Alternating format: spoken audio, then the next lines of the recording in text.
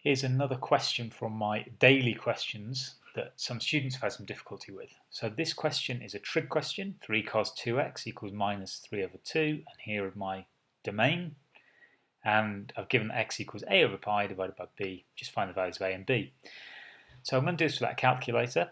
So the first thing I'm going to do here is divide both sides by 3. So I have cosine 2x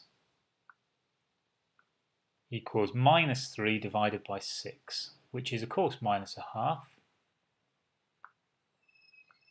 And the next thing I need to think about is to take off the cosine, so I'm going to do cosine of both sides, and it gives me 2x, and I need to be in radians. Now because it's a minus, there are two places it's going to be. It's going to be in the second quadrant, and in the second quadrant that's 2 pi over 3, and it's going to be in the third quadrant, which is 4 pi over 3. And actually I can add 2 pi onto that to make it 8 pi over 3 and 10 pi over 3.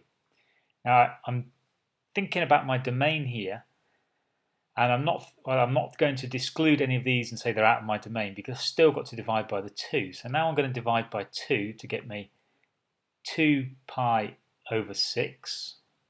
I don't want that because I want it bigger than 3 pi. So 2 pi over 6 I don't want. This one is 4 pi over 6. Again, do I want that one? No, because it's smaller than pi.